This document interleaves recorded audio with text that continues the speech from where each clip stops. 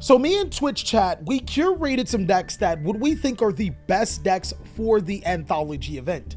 I'm going to be going over 5 different, I guess you would say skeleton versions. These will not be finalized versions, just something to give you guys a reference for. And I will be explaining to you why I think these are some of the best decks in the Anthology event.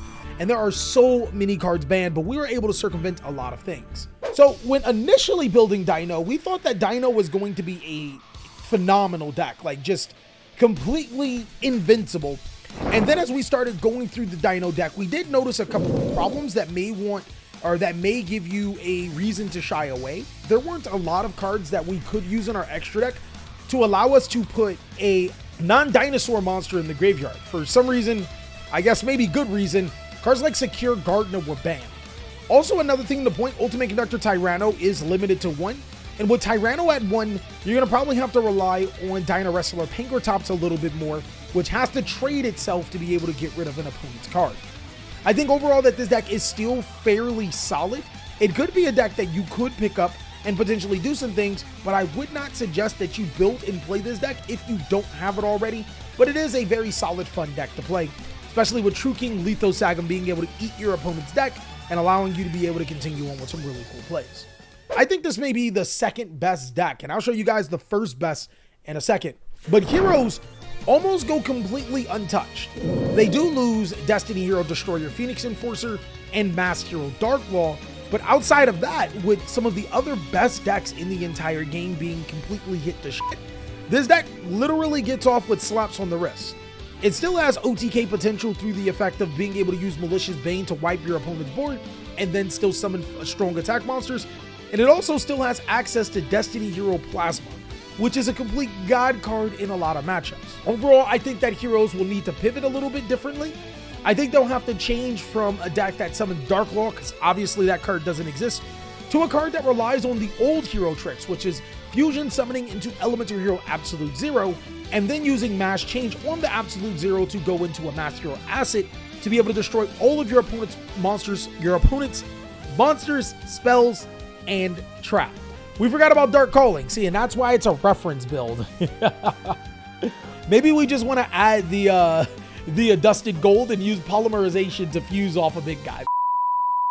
Overall, I still like that this deck has great fusion potential. It's one of the better decks in the game.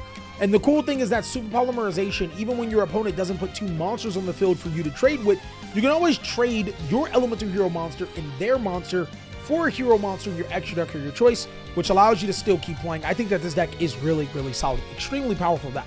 I think that the Dark Magician deck, ironically, this might be the best time for Dark Magician to shine.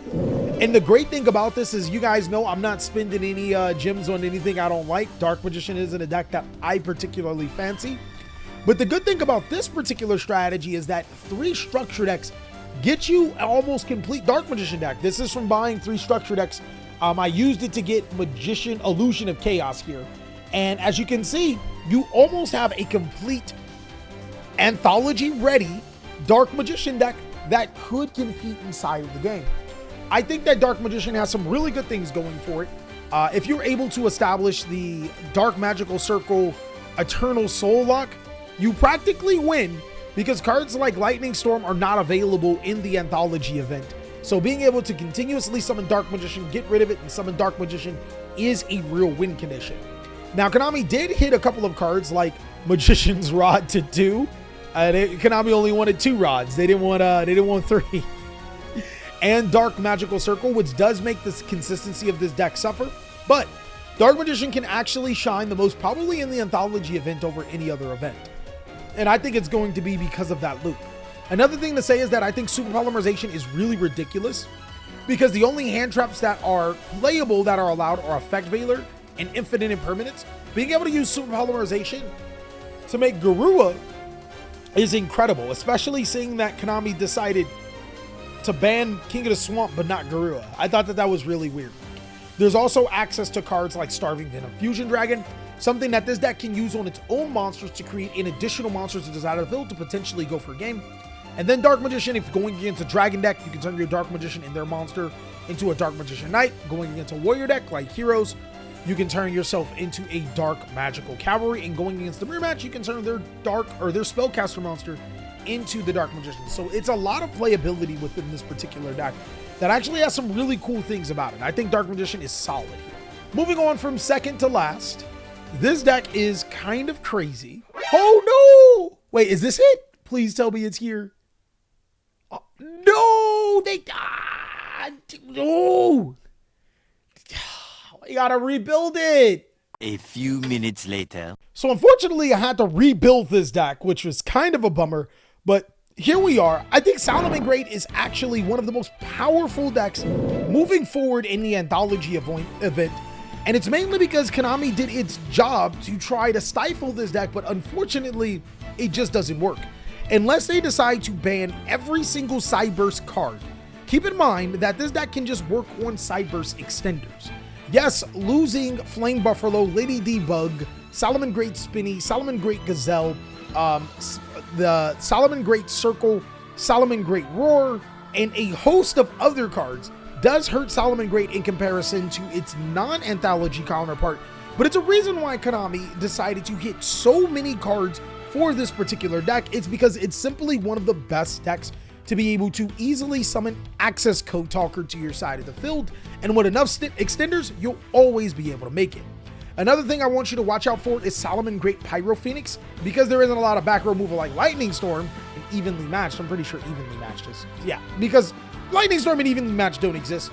You're gonna have to cherish those cards that allow you to be able to destroy back row easily, and I think that's where Solomon Great Pyro Phoenix comes in, because its second Link Summon allows you to be able to do so much. Destroying all cards your opponent controls is huge, and then just being able to inflict damage is crazy for this deck, especially since you can now make a 6,300 attack Access Code Talker once you link this off with the correct amount of extenders. I think that this deck can be really, really good and is one of the better decks. And another cool thing about this is that this is also a structure deck, that you can buy 3 copies of the structure deck and have pretty much everything. The only unfortunate thing is that Black Wings would have 100% been hands down the best deck if they did not ban everything that was new for Black Wings. So that's what I have for the 4th deck. Now the 5th deck, in the deck that I think is the best, hands down, Sharks are not only one of the cheapest decks to be able to get a hold of. Now granted, you gotta, like, Silent Honor Arc is an ultra rare. That sucks, but a lot of people already have those because they bought way too many copies of Sword of the 7th One and opened Master Pack and got Silent Honor Arc. This is your time to shine. The Shark deck literally goes almost untouched by the Anthology event.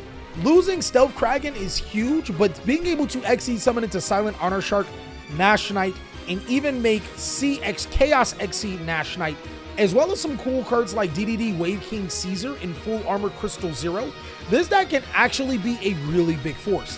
What I love about this deck is that it is fairly linear, it's easy to play, it gives you a great reward for playing the deck consistently, which it is pretty much since nothing is hit.